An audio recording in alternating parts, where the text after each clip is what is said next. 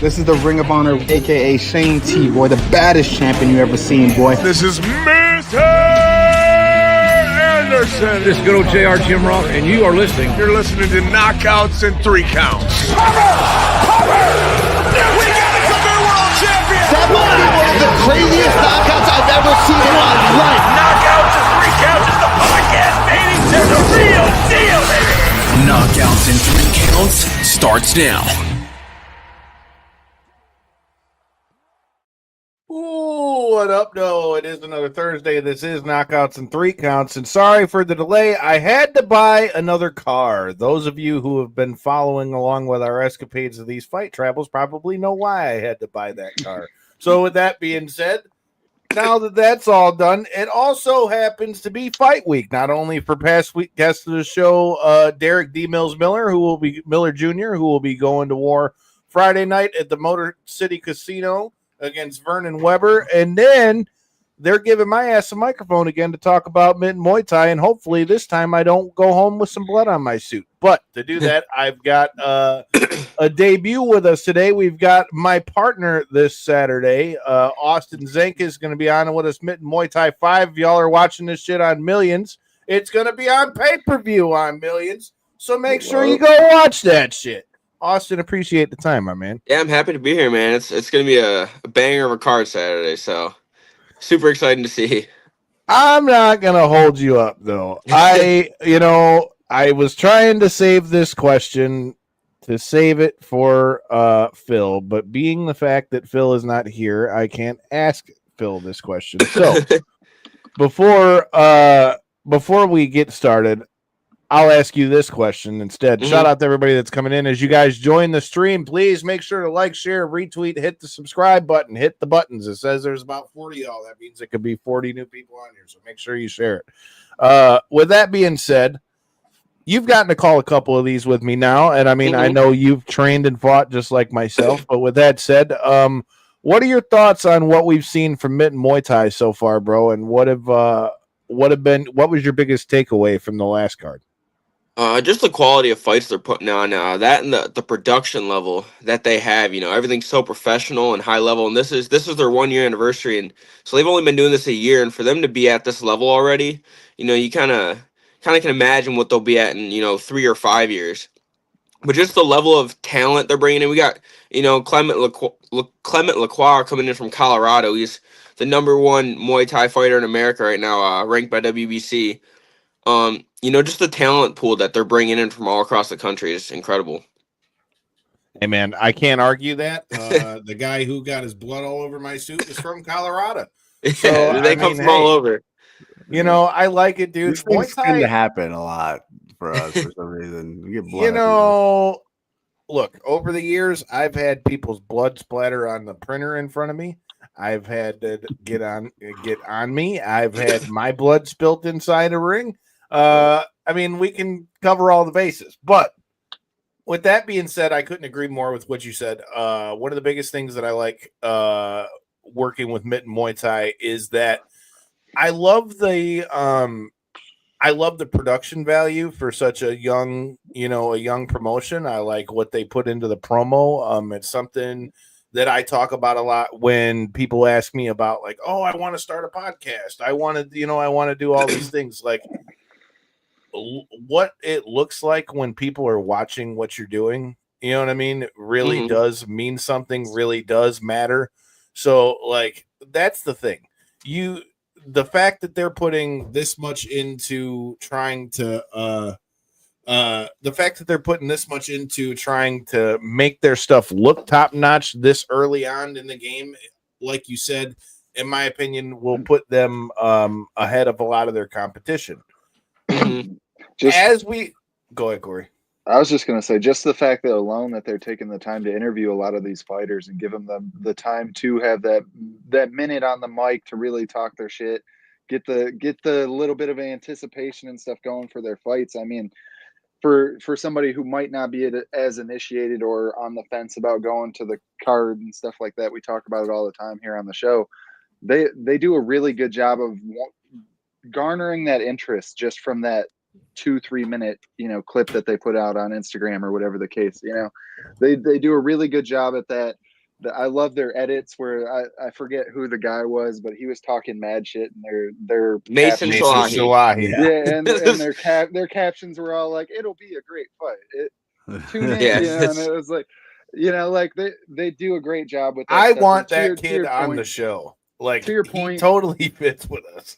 the production level, it looks like they're actually sitting in there with a high level camera. Yeah. The audio sounds up to par. It doesn't look like it's just shot on an iPhone in a back room. You know what I mean? No, they definitely do not shoot on iPhones. The money alone and time that they put into promoting fighters is like so valuable for the fighters Yeah. themselves. I think that's the biggest problem with Muay Thai is, fighters don't really get promoted in America, and that's why it's so unknown. And Mitten Muay Thai is trying to change that. Yeah. Well, when they, like you said, a year ago, when they were making their debut, we had kind of like a big coming out party here on the show for them. And they kind of made that whole argument here of how they really wanted to make a splash on the scene. There wasn't any, Muay Thai really not being that big in the States, let alone here in the state of Michigan. So if they can continue that level of growth, and to your point, a year in, it looks like they're doing a really good job. So, Oh, for sure. And even the social media presence alone, like I said, it looks amazing. Everything they do looks great. You know what I mean? So that right there is going to garner tons of attention. So They're shit, you wouldn't even know that it's only been 1 year. their followers in the last, I believe, 6 days have grown 800 followers in the last 6 days. So it's growing exponentially. So it's pretty cool to see. Hell yeah, man. I'm enjoying what we're seeing. I like we said, the production value. And then you got the fights, man. I mean, I think Muay Thai is not something that is new to Michigan, especially with people like Métis, who we've seen plenty of dragon leg fighters in the ring so far for Mitten Muay Thai.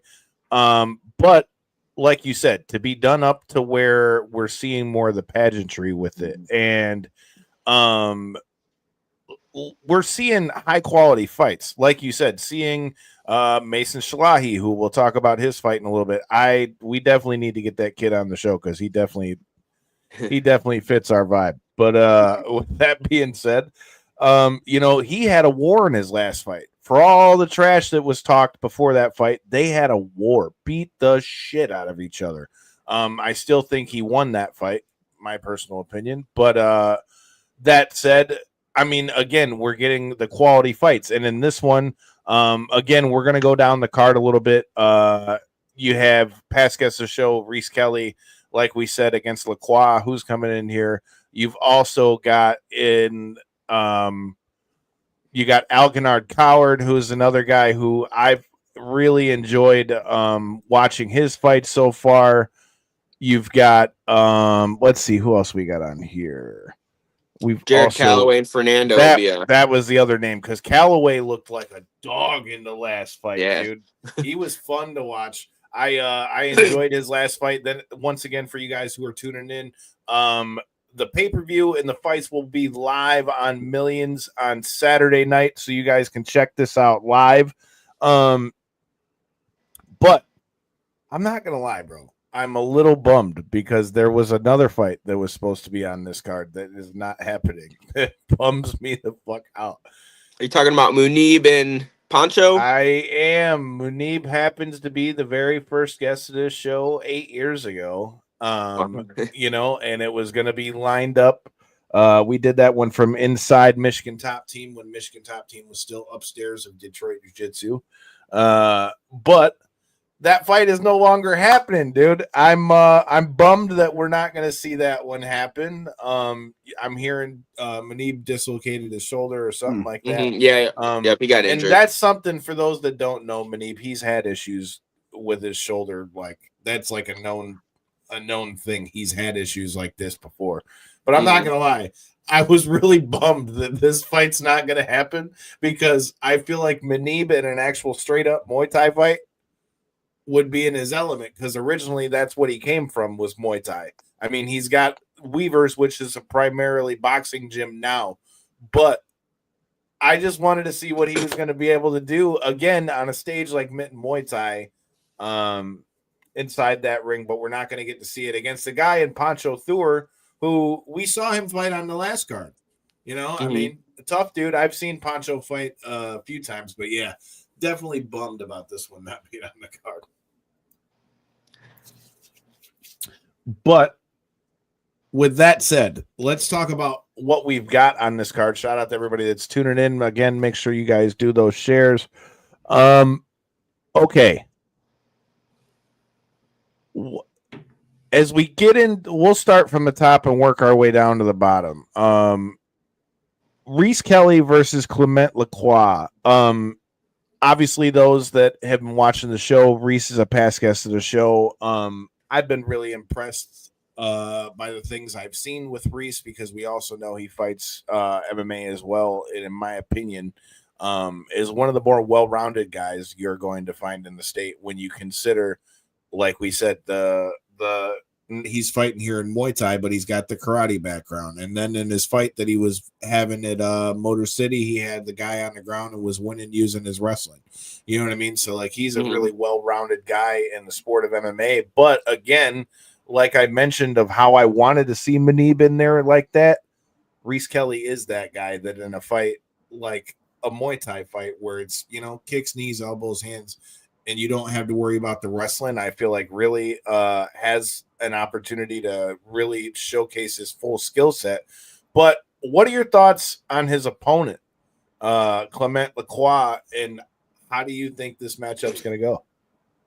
This is a tough one. You know, Reese Kelly he's arguably one of the best strikers in the state, and I got to interview Clement this past week. And, you know, he's a great guy. He actually, a little bit of kind of personal info about him. He just immigrated to the U.S. and became a citizen last year in October. So it's like, it's awesome to hear. He's a great guy. And he's got almost 50 professional Muay Thai fights. He's originally from France, but he's fought in Rajadam Stadium in Thailand, Lumpini Stadium in Thailand. So he's bringing the experience here where Reese is going to be more relying on his speed, agility, and, you know, being young, essentially. Clement's going to have a lot more experience coming into this fight. It's going to be a good fight. I'm really excited about that one. It's definitely a fight of styles.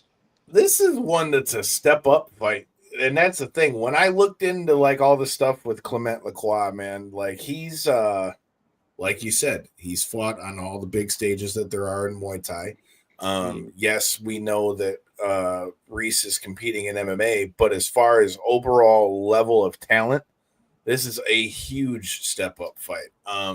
But that said, you know, like the old saying goes, you know, chances make champions, you know, and fighting a guy like this, if he can go in and say, look, bro, I beat a guy who's won everywhere in Muay Thai as well, that only makes his stand up that much more accredited, you know, when he steps back into the MMA cage. So, you know what, dude? I mean, ultimately, I think this is nothing but good experience for him, and it's still a pro fight. Yeah, absolutely. I think Reese has nothing to lose with this fight. You know, if he wins, he beat a 50-fight veteran. If he loses, he got some good experience. Yeah, exactly. There's nothing to lose for him. 100%, dude. And that's the thing. Like, I like that fight for that reason. I've not gotten to see too much of Clement Lacroix, obviously, but with that said, I'm ready to see everything we're going to see come this Saturday. All right, now we've already said the guy's name. It's not like Joe Hendry. We can't say his name and he'll appear, but you know, Mason Shilaei versus Freddie Hurtado, bro. I am looking forward to seeing this fight just because, dude, we are also pro wrestling guys on this show. Mason Shilaei fits right down our alley with all the shit he talks. And you know what? I got one of his fights on right now for the record. Having got to call his fights, dude, this kid gets in there and gets nasty. I like it because, you know, a lot of times you get guys that talk all this shit and then they get in the ring and they don't really throw hands like that. Mason Shilaei gets in there and is a dog because he was leaking in that last fight. That I said that I had thought he won, and a lot of people online said that he had thought he had won. So to see him back in the ring this quick and then to be going in there with a tough opponent like that, I'm ready to see what's going to happen with this one. Mason, he's definitely entertaining, and Freddie, you know, he's nothing to joke around with himself. He's an ex-Freedom champion. He's got tons of experience.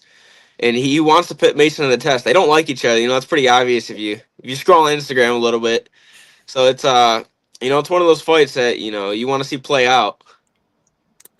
You know, I got a feeling that not too many of Mason's opponents like him. I'm just gonna put that out there. Like, I don't think too many of his I would opponents say that like him. most people don't like Mason in general, even if there is I opponents. am entertained as fuck by Mason. So I am Exactly. very Either way, they're much going to so. watch him. I am Right, very right. much looking forward to seeing this kid fight. And dude, you can't not respect it. And I don't know how else to put it, but you can't not respect the set on this kid because he talks a lot of shit and gets in there and fights though. He don't run from nobody. He'll stand in there and bang with you. He'll take the shots. Like I said in his last fight, which I personally thought he won, dude. He was leaking too. He was leaking right across the bridge of his nose, dude, and Mhm. it didn't bother him at all. And another thing that really stuck out to me from his last fight were the body shots that kid landed. He landed some like side crunching body shots. And being a guy that fought in boxing myself, I just loved how beautiful like the drop off with the left hook to the side like that, and to do it so seamlessly while throwing in the kicks.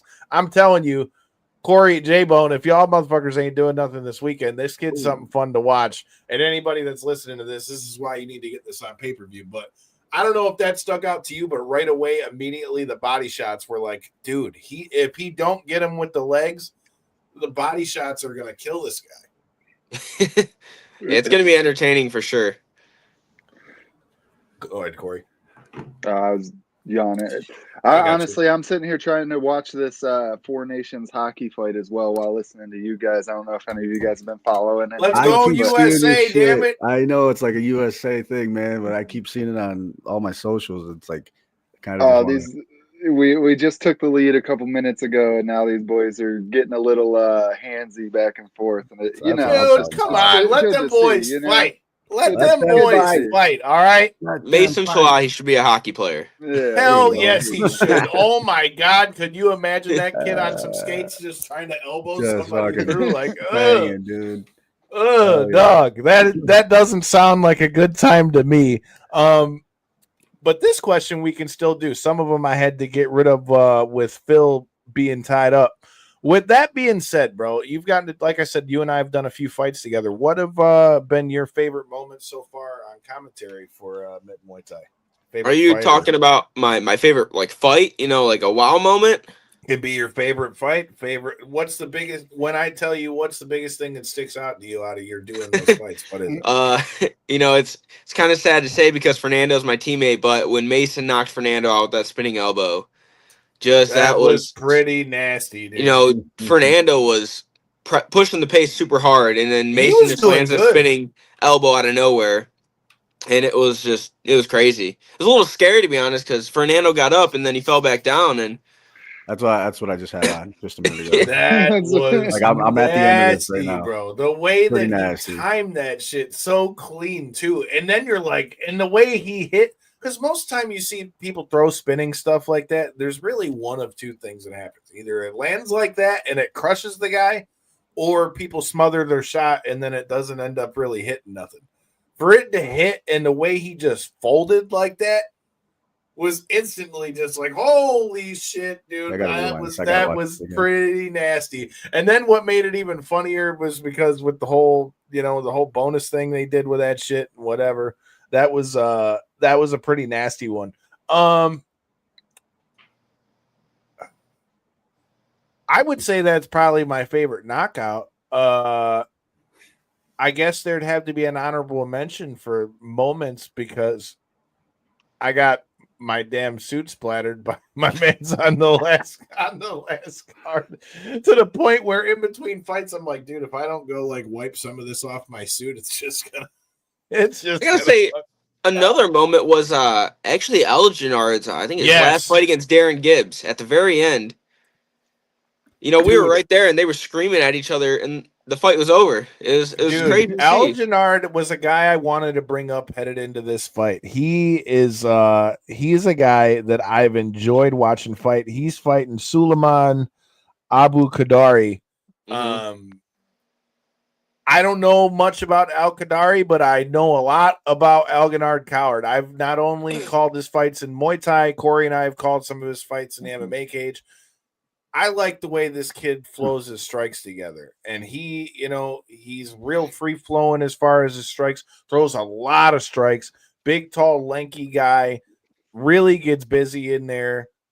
And he put on a show at MMT4, huh? Oh yeah, for sure. There's a little bit of a story behind that fight. Suleiman actually finished Algenard's teammate Clell White at I believe MMT 03. So there's a little bit of a history there. It's kind of an avenge, story, if you will. I guess Algenard's trying to get his revenge back for his teammate. So that'll be interesting to see.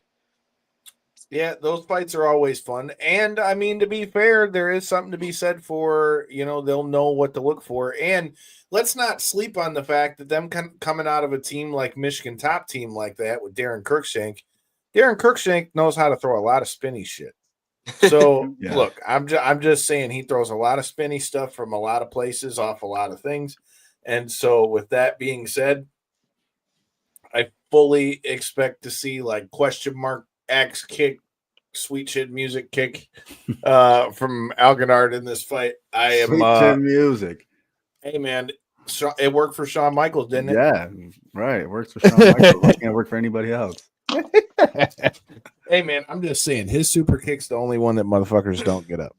But I am really looking forward to getting down on this card because you've also got, as I look down the rest of the card here, again, Jared Calloway versus Fernando Baez Ortiz, who's another guy I believe we've seen in the Mitten Muay Thai ring.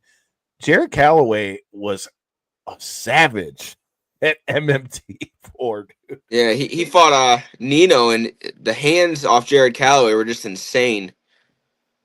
He's a savage, dude. He's another guy. I love the body work. The body work is so underrated, and he landed some nasty hooks to the body on this dude, and just constantly the whole fight, just in your shit, constantly throwing like. I love a guy that fights like that, dude. I love to see somebody like that because to me, that means you're always trying to win the fight. You're always trying to get down and finish the fight. I mean, ultimately, that's always been something like one of my first coaches taught me, like when I first started training, dude. Like, if you're in a fight and you have the ability, you should always be trying to finish a fight. Now, that doesn't mean go crazy and try to do something stupid. But my point is I've never understood the way of point fighting, but that's another story for another time. But do you got any other fights on this card that stick out to you, Austin, like that you feel like are going to be a sleeper? Yeah, all of them. Well, no, I mean there's a few I can point out. There's a few on the preliminary card. We got Terrence Brown and Chad Rensie. Chad Rensie's fought for the Mitten Muay Thai promotion twice now. He lost both times, but each time like he just showed improvement and looked incredible. And Terrence Brown also is actually coming off a loss, but his fight he was in a dog fight too. So it's two dogs, getting ready to fight. So and then there's another one. We got Lucas Hammett coming out of Indiana. He's a pretty accomplished Muay Thai fighter. We got Daniel Zika versus James Farrington. James Farrington is coming off I believe a KO win at the last MMT show, and Daniel Zika is going to be new to the MMT ring. He's a southpaw with a really really hard left kick, so he'll be interesting to see also. So I'm gonna just take it that Crow Cop used to say, was it left foot hospital, right foot cemetery, or one or the other of them? I guess left foot cemetery for that kid. Zika actually has a sort of a boxing background, but he's okay. He's very so very right heavy hand legs. Hospital, left hand cemetery. Yeah. Got it. Fucking, like I said, I love these fights. Corey, I highly suggest you come out to these this weekend because, dude, there's going to be some people leaking in this joint. I've watched like 3 or 4 fights just since you've been sending just clips, and that's all I see is blood everywhere. So you might just wear your hazmat suit, dude. I mean, you might need one. I mean, just it's like you're gonna walk into a Saw movie. But hey, with that being said, I think we've done everything we can do to tell you. Muay Thai 5 is the place to be. It's going to be at the Imperial House, Clinton Township, Michigan, this Saturday. If you're not in Michigan or can't make it to Clinton Township, it's also live on pay-per-view on Millions. You can also go buy a Knockouts and 3 Count shirt on Millions too. But with that being said, we also had a lot of news that I feel like I had to gloss over at least briefly before we get out of here, dude. So, first of all, Ilya Taporia drops the 145 belt because he doesn't want to make 145 anymore. Now, the question becomes, and I heard somebody debating this earlier, like, shout out to Angela Hill, who is a G, first of all, and had a win, and she was the one that was talking about this, but, like, she made a really good point. Most of the time when you see somebody like vacate a title like this, it's because they get hurt or, you know, whatever the case is. In this case, he said he doesn't want to make the weight anymore. Do you think that his next fight's going to be like an immediate title shot with Islam? I would imagine so personally. I mean, especially hearing the way Dana's talking about it, it doesn't seem like he is like upset with him or anything like that for not taking the Volk fight, because that ultimately was the big thing for me is kind of how was the reaction to it. He did vacate the belt. It's not like he's holding up a division. It's not like they got to go make an interim so that he can go chase double champ. You know, he, as much as I kind of initially shook my head at the move, I felt like Taporia wasn't that big for the weight class and stuff. He is dense though. He's a dense dude, but when you look at him in that last fight against Holloway was substantially taller. I know Holloway's, you know, fairly skinny framed, but that being said, I was just surprised. Max looked good at 155 in his last fight. My point exactly, but I feel like Taporia doesn't have that height advantage and stuff like that. But that being said, we've seen how good Volkanovski did, and at 155, if Taporia is able to do the same type of thing, but actually stick with the weight class and not be this fluctuating weight class guy, it might work out for him. I mean, fuck if I know, but at this point right now, I would be surprised if they went another direction. There isn't an ultimately clear contender at 155. Dana's already kind of said the fact that Sarukian's going to have to fight another one before he gets his chance again. So really, in my eyes, there isn't anybody else that's like a lock for that spot.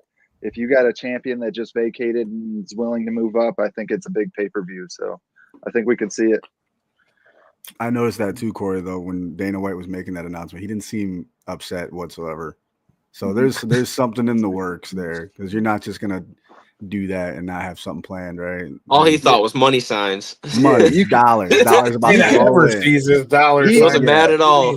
And you know how he works, man. He's always a plan ahead of everything. So yeah, and he really wears his emotions on his sleeve. That's why I mentioned that, is because you can really see, like I had mentioned earlier with the Sarukian thing, he really makes it known like he's going to have to fight one or two more to, you know, even though he's already the rightful contender, he's going to have to fight again because, you know, he just screwed us.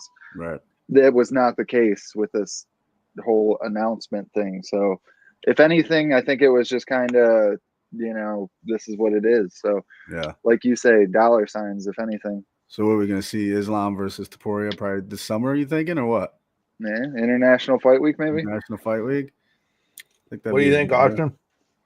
I don't know. That fight excites me. You know, I think of Taporia as like a, I don't know, that fight. Every time I doubt Islam always wins. You know, so I think of Taporia like a smaller Dustin Poirier with better jiu-jitsu.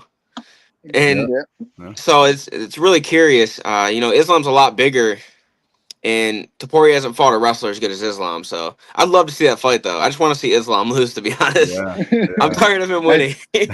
I know. He's so good. The Dagestani we found rain. one that fits in with Corey. Another Dagestani rain. I hate these Dagestani guys. They're Corey's, so good. Corey's, the reason why we say that is because Corey bitches about Tom Brady all the time and just can't just admit that Tom Brady is great. We're going on that right now. He's a greatness hater. That's why you don't like. You want Islam to lose. God damn it! We're doing that now. Watching the Umar fight was really enjoyable. I will say that. Yeah. Right. But that's my thing. Is it's not even that I want them to lose. I want them to have evenly matched fights. If that's really like my thing. I hate watching these steamroll. These guys just steamroll people. Yeah. And you mentioned the Tom Brady shit. It wasn't that I wanted them to lose. It was that I want them to be fucking competitive. I hate watching all these fucking times of like, you just get steamrolled. I hate steamroll games. Yeah. Like even this last Super Bowl. What if it's the Lions though? I felt like steamroll people. It's a little different when it's the actual team you're rooting there you go. You're right. Because I'm not rooting for the Patriots. I'm not rooting for Kansas City. So to watch, or You even the Eagles. I mentioned, in those type of circumstances, like you say, I just want to be entertained. So, but to spin this all back, I think it'd be one of the biggest fights besides the John Jones and Aspinall probably that you can make right now. Taporia's shown himself to be a huge star already to get victories, in title bouts already over Volkanovski and Holloway in the way that he got it done. Like you say, what surprises me most about him is his wrestling ability. If you look back in his first 4 or 5 UFC fights, that's what got him the victories. It was less his boxing and his hands work. It was his ability to get people down, tie him up, like you say, and implement his jiu-jitsu, implement his ground and pound, and just really his wrestling as a whole. And to see where he's kind of transitioned himself now, that's what I was going to say. I mean, he's gotten a lot better through the run. Like that game will really serve him well, though, against Islam is what I was getting at. I agree with that. Let's hope that fight happens this summer. That'd be nice. It'd be a good international fight league. I'm down with that. Let's get at that. All right. The other thing we got to talk about is Patricio Pitbull has signed with the UFC, which me being an old school Bellator guy, this makes my heart happy, except I just wish it would have happened like 5 years ago. But that said, I still think that Pitbull is going to smash a lot of people in the UFC. Yeah. Who was that first matchup against again? Bookmark this motherfucker right here and now. I still feel like Pitbull wreck shop on that. What do you think, Austin? That I've never really watched Patricio Pitbull, but I thought he was I thought he was like a lightweight or something. I think I seen him in the UFC sign as flyweight. No, featherweight. Featherweight. Okay, that's what I seen. Okay, that makes more sense. But I'm really curious to see him. I think I might have watched one fight with him in Bellator for maybe the 55 title against I can't remember. It might have been the dude. I can't remember who it was. He's fighting. He was probably Michael Chandler. No, it might have been the dude that beat Chandler for the title. Eddie Alvarez? Nope, not him. I never really watched Bellator. Man, I'm gonna need you. That was before my time. Oh, these fucking kids, man! I'm only 30. I'm only 32, dog. Damn. That's like that's another. Dude, that's a new one. I went through Elite XC. I went through Strike Force. I went through UFC. I went through Bellator. King of the Cage. That too. Kyle, you're showing your age, man. You're the oldest one on the show. That's what I'm saying. I'm glad you're coming. I'm in the PFL generation. Oh, that's not something I would boast about with how that's going right now. But, dude, I'm loving that Pitbull's over there. He's fighting Yair Rodriguez.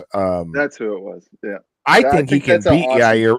It is a good fight, but mark my words, he can beat Yair Rodriguez. You know Yair's a dog. I do know that. I think it's I'm not hating on him at all, but I'm saying that's what I think of Patricio Pitbull. Let's also not forget, he was the Bellator champion and had been for a long fucking time. And he had a how many year unbeaten streak? He lost here recently, but that was only when he moved up in weight, and it was over in Ryzen. And I want to say it was by decision, I think. I can't remember if it... I forget exactly who he lost to and the nature of it, but I do remember his huge win streak. I do remember his championship run and stuff like that. That being said, I do wonder also, like you say, if this would have happened 5 years sooner, would have been a Happened huge 5 years ago, advantage. he'd be UFC champ Yeah. guaranteed. I still think he still can win the UFC championship, but I I think don't- 5 years ago, I think it's guaranteed. I still think when you look at the likes of like Taporia and stuff like that, I know Taporia just talked about moving up and stuff. I think, does he Who at Holloway also- 145 fucks with him? I think Other than Volk. Yeah, I think Volk now. I think Diego Lopez could really surprise some people Okay, with this that's matchup as that's well, another too. good matchup. But I like Pitbull's chances But- against any of them, even if he can't beat them all. I think Yeah. he's got a good chance against I any think- top name you name at 145. I agree with you, and I also would have agreed with you a lot more a couple years ago. That being said, I feel like this is a perfect like barometer level. Where are you actually at still in your career type of matchup? We're I gonna agree sign you. 100% with that. We're gonna put you right up against the potential number one contender level guy in Yair Rodriguez.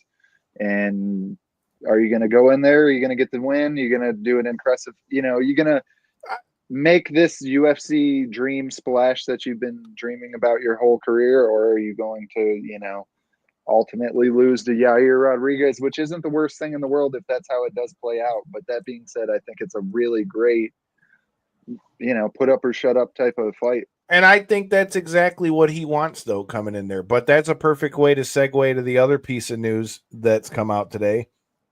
And past guest of this show, Michael Chandler, is going to be fighting Paddy Pimblett.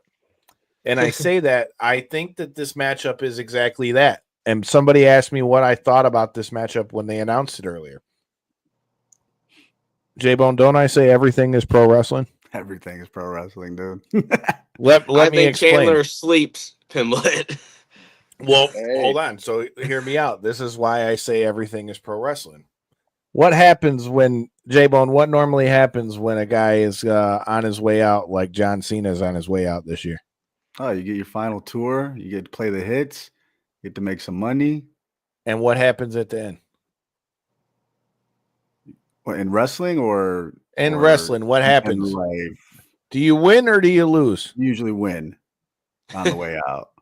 No, you don't. God if damn you're it. Sting, if you're the legends, you do. No, Sting, the John Cena's Legends. gonna- Sting lost. He lost to fucking Sting- Triple H at WrestleMania.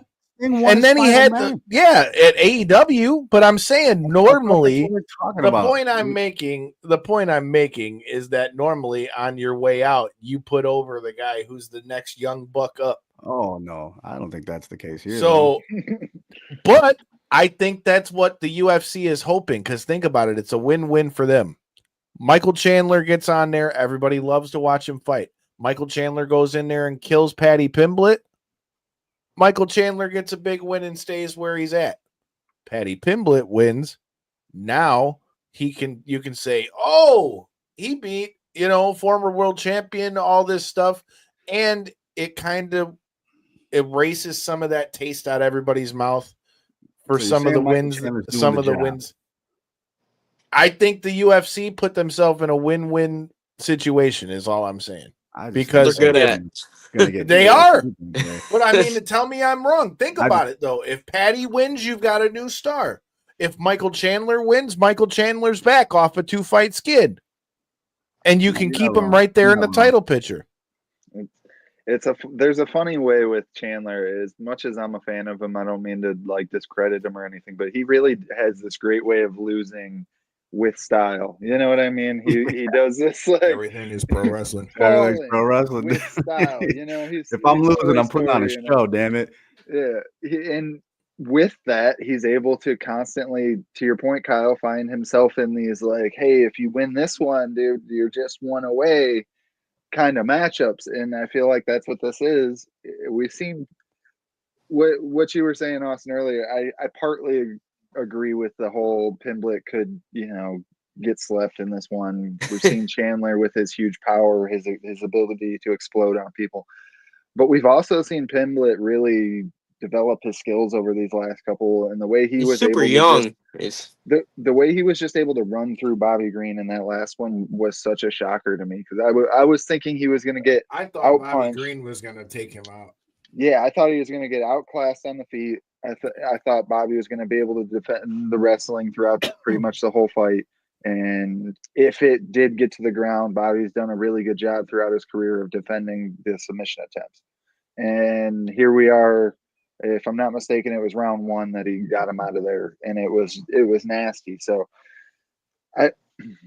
what version of Patty do we see? That's why I say this matchup is such a good thing, because if Patty shows up and does what he did in that last fight, well, now you've got a star who's capable of being in there. Because let's be honest, based on some of his early performances, people were like, "Oh, I don't know, if Patty's really that guy." He goes in there and let's say he sleeps Michael Chandler. Well, now he's got. I can't even see that. I don't think that either. I don't think that's going to happen either. But I'm just saying that's why I feel Chandler's like gonna pick him up and walk around. UFC put themselves in a win-win situation. They either get a new star or they kill off a guy who people were already kind of about for Michael Chandler to go back up to the top. Because remember, there's about to be a spot at 155 opening up after Dustin Poirier retires. So for a guy like Michael Chandler, again, we talk about that timing. Let's say he goes in there and sleeps Paddy Pimblett, and then Dustin Poirier wins his fight, rides off into the sunset. Well, guess what? Now 155 is kind of open now again. So, and like in walks I said, Conor McGregor. If Conor McGregor can never get his shit together. Yeah. But man, like I said, a lot of great things and a great time to be a fight man. But with that said, Austin, let everybody know one more time where they can check out Mitten Muay Thai this weekend and what we can expect live on Millions and on pay-per-view. The best place to check it out is definitely at the Imperial House at 7 p.m. on Saturday. There's nothing like being in person. If you can't, millions.co for the pay-per-view. There's definitely gonna be some knockouts. There's gonna be a lot of blood and a lot of entertainment. So it's something you don't want to miss. MMT never fails to put on a good show. Not gonna lie, dude. I really look forward to doing these fights. They are always a lot of fun. Hopefully my suit survives to tell the tale this time. We're all won't. We're all at least this time it's a darker suit, so it won't like show up as bad, But with that being said, like he said, man, you got to come check it out. Mitten Muay Thai 5 going down this Saturday at the Imperial House, Clinton Township, Michigan. Past guest of the show, Reese, the Detroit Dragon Kelly, in the main event against Clement Lacroix. You see that? I even put the Lacroix part in there with the hockey that's going on there. You like that? No trouble. Shout out to our guy, the French Canadian the French Canadian Frankenstein PCO. We'll have to talk to him soon too. But until next time, in the in between time, make sure you hit that subscribe button, and you might want to tune in next week because any of our OG fans from the UFC, we rolling, might want to hit that subscribe button.